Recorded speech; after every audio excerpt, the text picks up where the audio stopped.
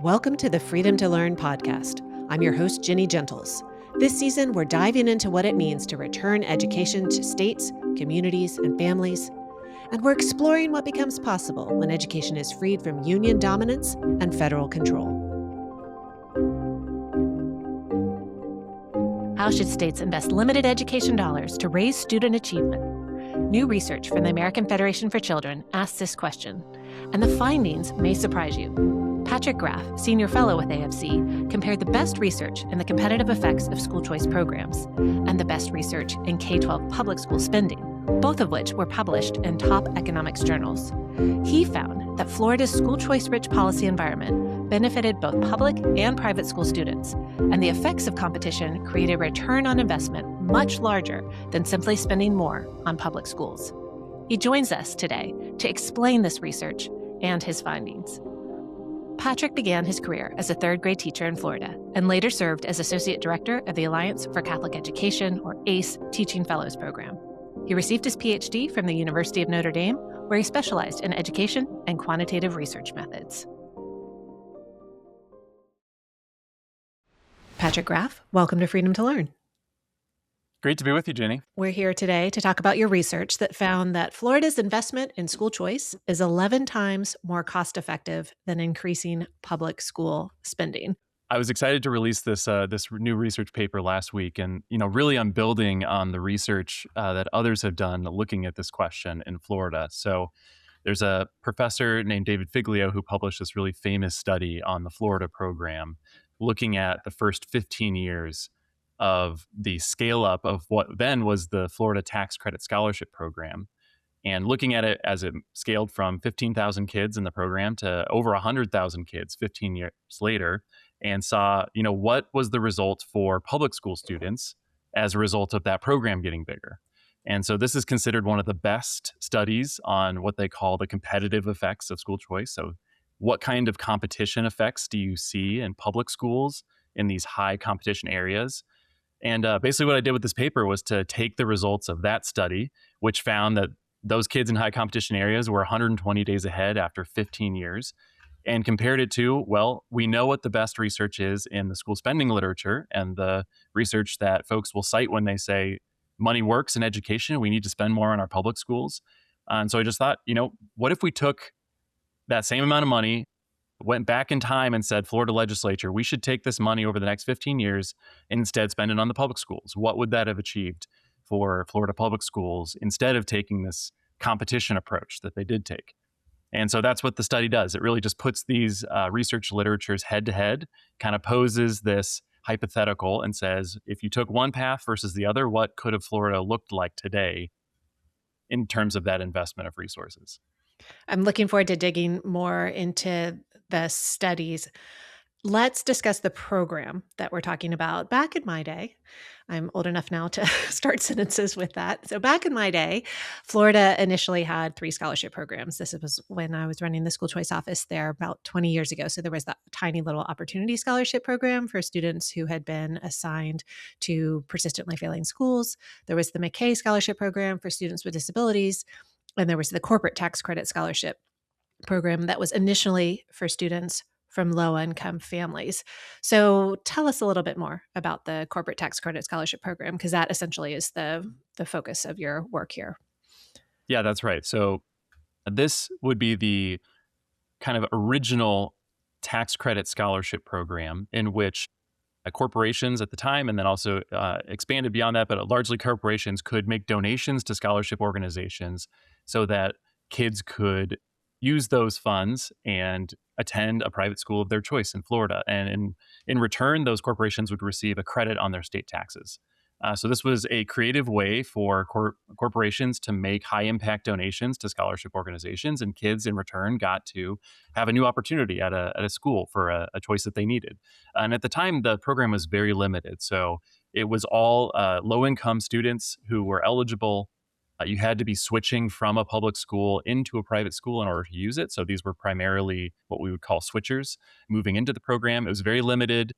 There was a cap on the number of available tax credits that corporations could claim every year from the state. And so that kept the enrollment low, especially in those early years. And it was a big political fight to even just get small jumps in that program over time. And, an interesting feature of this program as it grew is they were able to include an escalator in the bill. I don't mean to get too wonky here, but they were able to include this kind of automatic growth in the amount of tax credits that were claimed every year for these corporations, which I actually think is an interesting and important part of the policy design, was that every year you knew there was this kind of constant pressure of there will be an opportunity for more kids to join and to switch potentially using the scholarship every year that kind of just moved up a little bit because the program would hit capacity or very close to capacity every year in years 5 to 10, and they just kind of kept increasing slowly over time until you eventually built to over 100,000 kids. And today it's over 500,000 kids. So it's over 500,000 as of this school year. And when we're talking about today, we no longer refer to the CTC, the Corporate Tax Credit Scholarship Program. It has evolved into a broader education savings account program under a different name. Is that accurate to say? That's right. So there's a range of programs now. So the Florida tax credit still exists, but it now funds a portion of their ESA program. So it is no longer just for private school tuition. You can now receive these scholarships into education savings account type programs where kids can spend those dollars not just on tuition, but all kinds of other educational expenses. Obviously, most of the kids are still using it to attend private school. So there's the Family Empowerment Scholarship for Educational Options. That's the largest of the ESA programs. But they also have the Family Empowerment Scholarship for Unique Abilities. So that's for kids with special needs. So some of those early programs turned into this over time. And there's over 100,000 kids with disabilities in that program. Right. So that McKay Scholarship Program that I mentioned from 20 plus years ago now would be this ESA for students with unique abilities. That's And right. then Yep. there's also the PEP for students who are homeschooled. Yes. Yeah. So the personalized education program, so that's one of the newest ones, and that one is growing rapidly as well. So there is still a cap on the number of folks who can take advantage of that, but rapidly approaching 100,000 kids in that program as well, as soon as the cap kind of bumps up and we get to fully subscribe. So a lot of different options, and obviously with both the PEP program and just having ESAs available more broadly, that's bringing choice to all parts of the state that you didn't have it previously. When you had this smaller program, it was mostly these more urban areas where you might have easier access to a private school. And so, part of what they're doing in studying competition is comparing the high competition areas versus the low competition areas. And now we're in a world where there's kind of competition everywhere, which is also interesting to think about what might be happening now versus the period of this study. These small school experiments, a lot of people will call them micro schools. You might have 10, 20, 50 kids run by a former public school teacher in more rural areas. That wasn't a possibility as much back then, but now is, I would dare say, fairly common in some more rural areas in Florida. I really need to have Ron Mattis from Step Up for Students on the podcast to talk about what he's found with these micro schools, That's with fantastic. different options that have been founded by educators and with the rural options. He's really documented that really effectively and in a compelling way. Let's talk about your story a little bit before we talk more about the research. You were a teacher in one of these schools where students were benefiting from the corporate tax credit scholarship program. That's one of my takeaways from reading this study. That's where you started your career? Yeah, that's right. Yeah. So I started in education. I had just graduated from college, and I was a new teacher teaching third grade in Tampa, Florida. And I didn't know it at the time, but my kids were kind of part of a big experiment in Florida education policy, in that any of them were only able to attend our school because of the tax credit scholarship program. So I remember Step Up for Students at the time. This is one of the big scholarship organizations that helps run all of the school choice programs in Florida. They had folks from Step Up coming to our school, talking about the program, talking about the students. I didn't know a lot about school choice at the time, but knew that our school was really grateful to have that possibility. And interestingly, there was a public school less than a mile down the road from our private school. So it was very interesting in hindsight that, those kids were actually benefiting in many ways from the fact that these kids had options. And it wasn't as though there was a mass exodus from that public school down the road, but, every year there would maybe be a couple that trickle into our school and take advantage of another option. So I think that there's a lot of myths, I think, that got perpetuated about school choice. And I think kids on both sides of this really benefited, including a lot of the ones in my class. You were mentioning the Figlio study. He did a number of evaluations of the program. That was kind of part of the nature of it. Let's keep an eye on this new kind of experiment with No, school that's right. choice.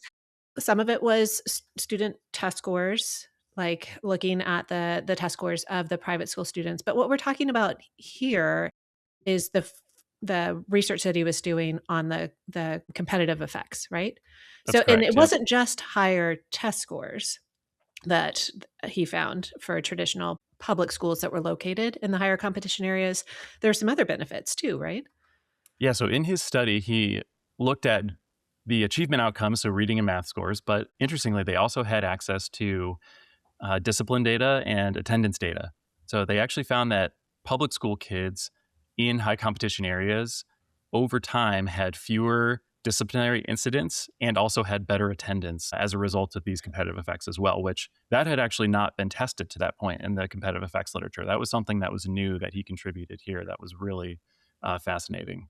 Okay, both of those are huge findings that people should pay attention to in a post-COVID era where we're seeing much higher rates of disciplinary issues in public schools and alarmingly high rates of absenteeism, particularly chronic absenteeism, which means that students are not learning.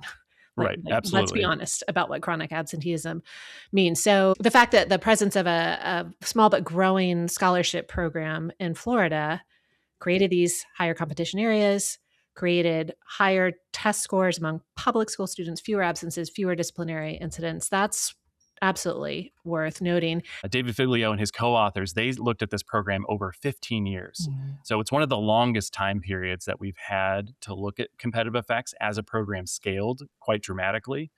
Most of the other competitive effects studies are done with like 5 years or less post implementation of the school choice program. And I looked at this in my study. Even if you look within Florida, the effects of competition really started to explode after year 5. So it was into year 7 and 10 when the program was starting to get into, 50, 60, 70,000 kids that the effects really started to scale up. So is there something unique about Florida that caused that to happen? Possibly. I actually think that makes sense that it takes time for schools and the public system to adjust and also for the scholarship program to be big enough and widely accessible enough to kind of create some of that pressure. So this is really a one of one in that sense. This study is the only one that's looked over 15 years. And I think for those of us interested in school choice, we would love to see additional studies in other states over this period of time, but also to know more about what made it so successful in Florida and can that be replicated in other states. So you took the Figlio research, and then you also looked at another set of research, and that was the impact of additional public education spending. Tell us about that body of research and what that shows. Yeah, so I mean, this has been a big debate going back in the education research literature for a long time is, does school spending work and at what level, right? So how much of your return are you getting for that investment? And one of the big debates has been, at a certain point, there's diminishing returns on additional spending within public schools. Resources definitely matter. We know that you need some amount of resources to run a school, obviously. But at a certain point, does it make sense to just increase education budgets, or are there more targeted, very specific interventions that we know are going to make a big difference that are worth investing in and doing that very selectively?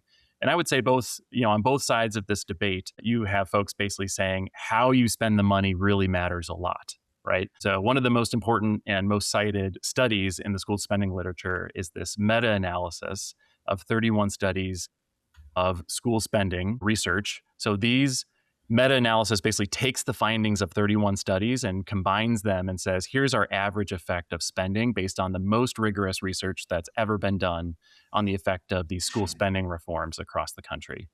And basically what they found was for every additional $1,000 per kid per year that you spend, you will increase student learning by about 5 to 6 days of learning out of a 180 school day school year. So, Patrick, give us a sense of what average per pupil spending is. Like when we're talking about adding $1,000, that's on top of what?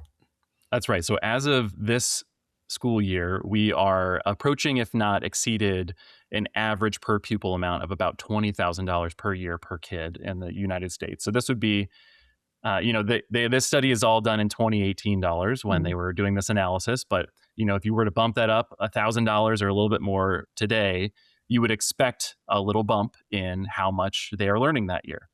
And so, the result of that is, yes, spending more money can result in more learning, but it's a small gain for a fairly large cost. It's hard to scale that to say, if a kid is 180 school days behind, if they're a year behind, if you try to just use the school spending approach, that's going to be tens of thousands more dollars per year per kid, which becomes prohibitively expensive very, very quickly. So Right. there's all kinds of interventions that we can try. We can think about tutoring. We can think about smaller class sizes.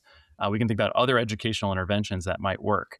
Um, and the issue with a lot of those is that tutoring works really well when you have a fairly contained small program. We know it's one of the most effective interventions for education.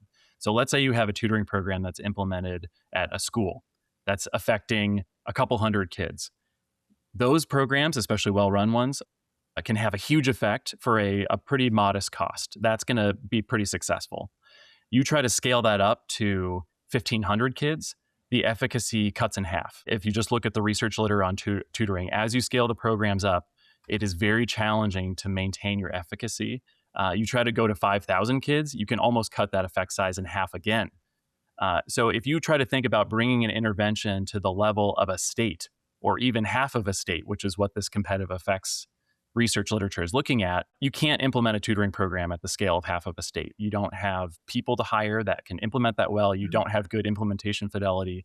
And so historically in the education research literature, as interventions scale, efficacy goes down and cost goes up. Mm. That is just typically what you find in education research.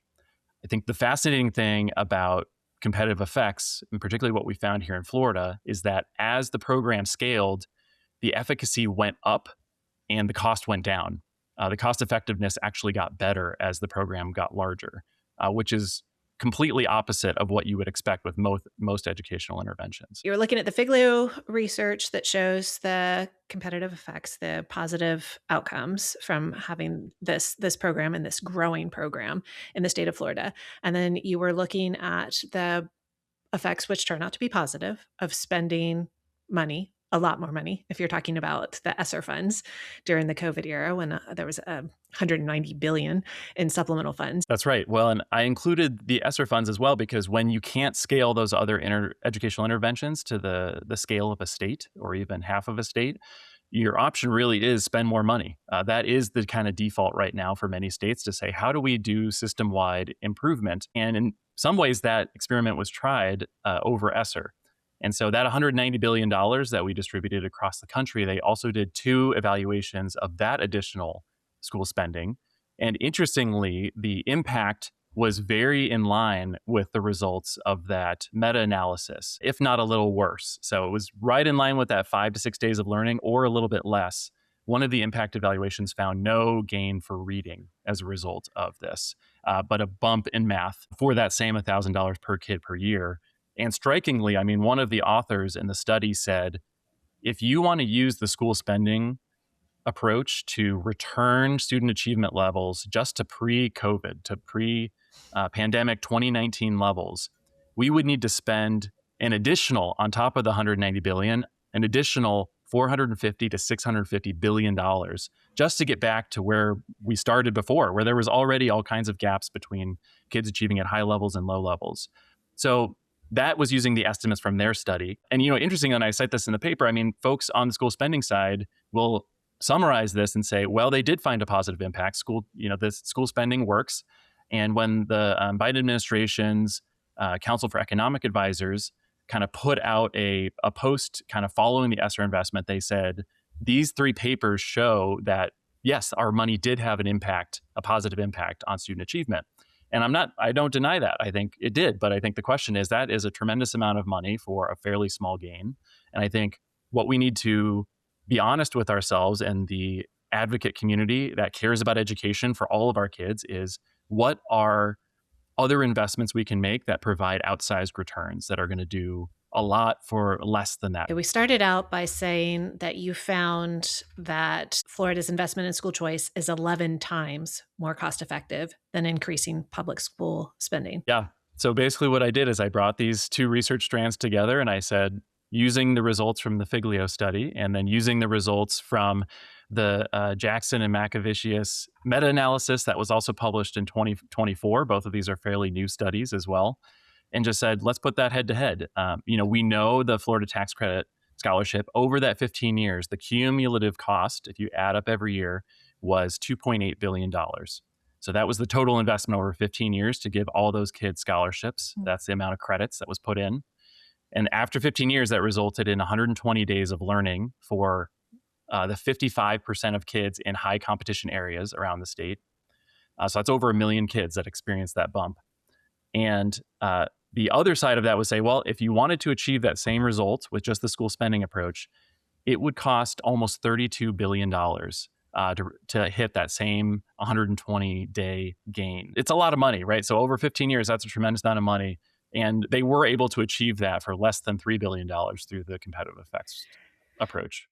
And when we talk about education, we're talking about over half of a state's budget generally. So there's already a lot of money being poured into education when the state's making those investments. So it's not like they also have a lot of other money to pour into it because they've got everything else that the state has to fund to consider, and they can't just defund everything else in order to pour that amount of money into increasing the education budget, I would assume. So you were conservative, cautious in your assumptions in coming to this finding. You said that the true ROI, the true return on investment, is likely larger. What do you mean? I think that is what I found the most striking about this. I was expecting to find a smaller multiplier than this, but I tried to be as generous to the school spending approach as I could and am completely transparent about the calculations I'm making as well as my assumptions. And the assumptions do not include things like the fiscal savings of school choice. So we know when a student uses a scholarship, the state spends less money on that student. The scholarship size is often much less than what the state spends on per pupil funding in the public schools, often less than half.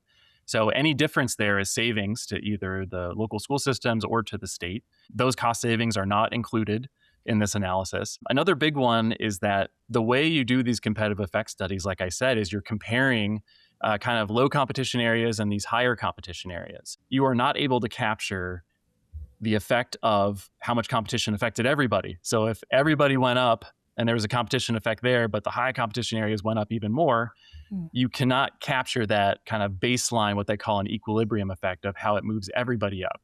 So that's not captured in this study design either. And then, finally, I was also trying to be very generous to the school spending approach. When you spend money at that scale, it is difficult to do well.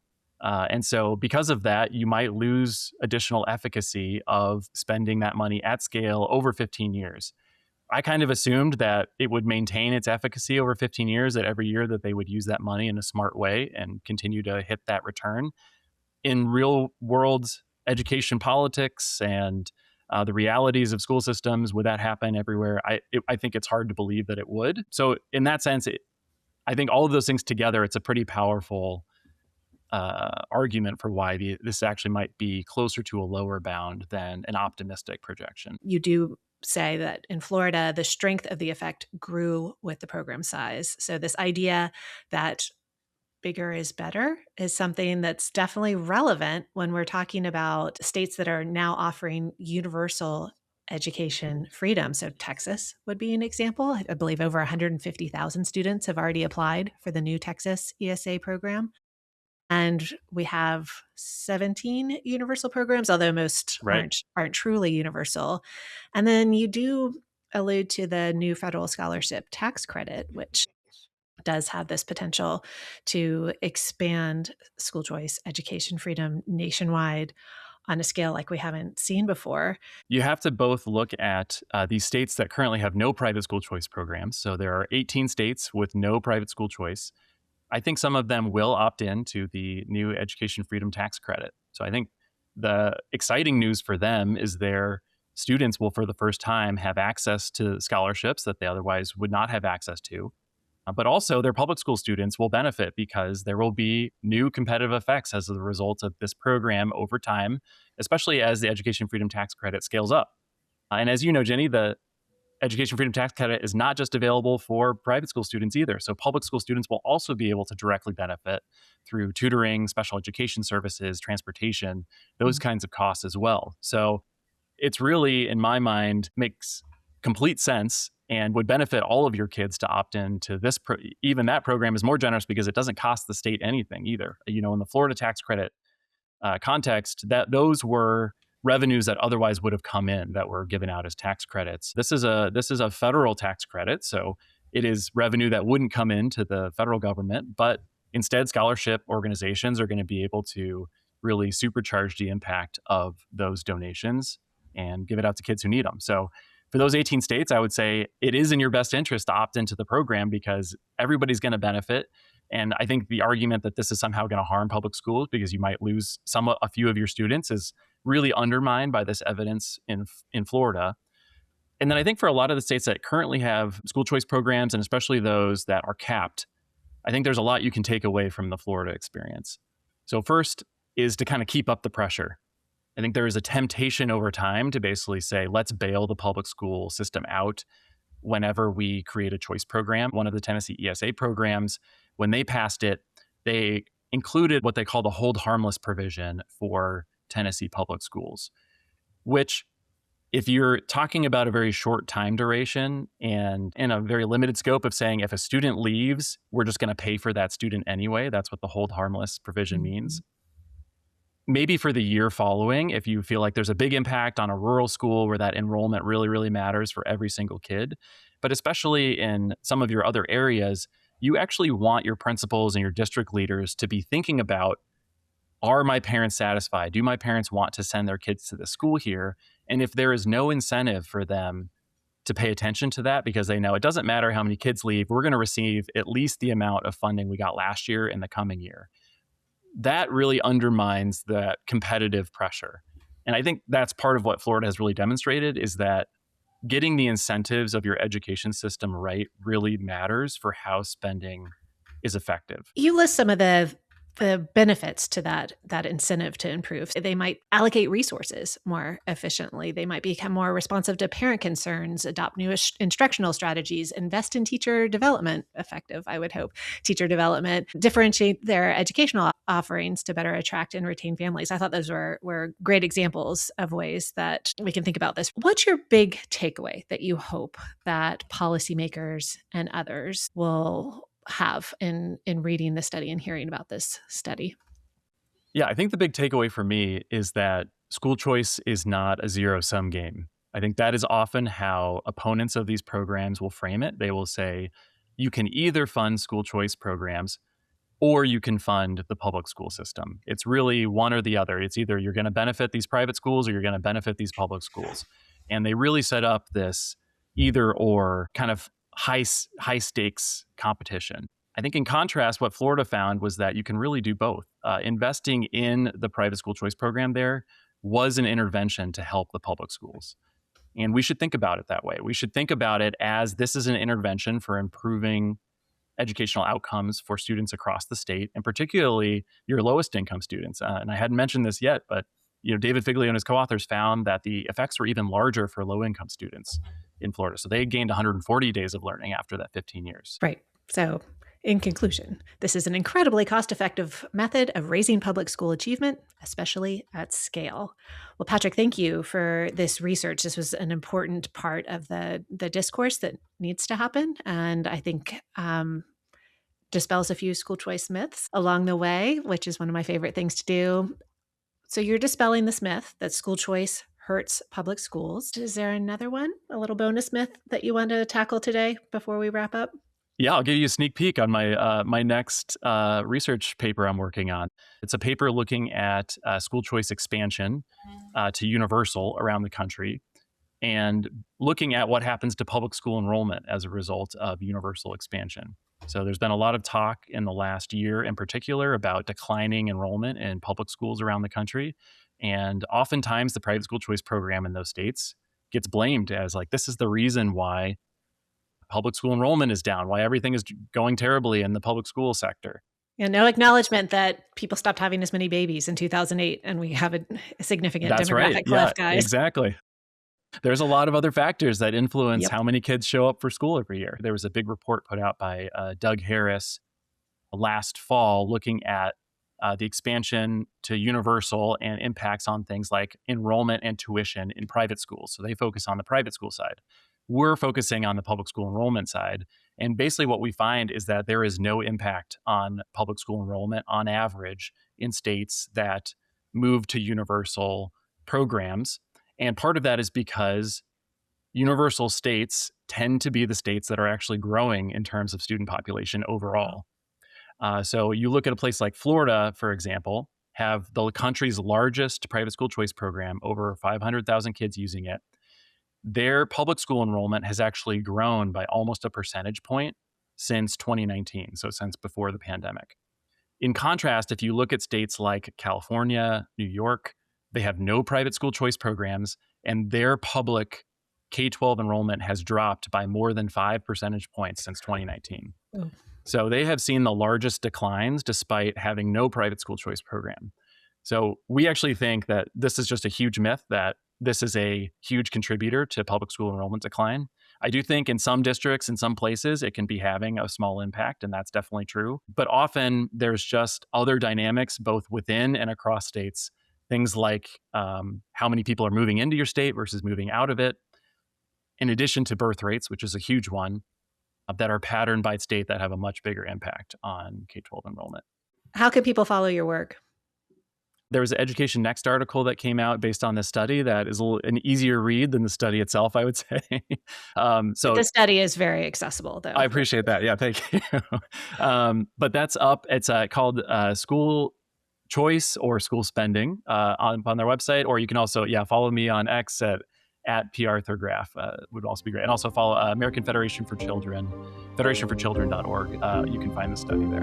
And School Choice Now on social media. That's right. Patrick Graff, thank you for your commitment to education freedom, and thank you for joining Freedom to Learn. No, thank you for having me. Freedom to Learn is a production of the Defense of Freedom Institute. Learn more about our work at dfipolicy.org. We'd love to hear your thoughts. Send feedback, questions, and episode ideas to podcast@dfipolicy.org. And if you enjoyed today's conversation, please follow and review Freedom to Learn on your favorite podcast app and share it with a friend.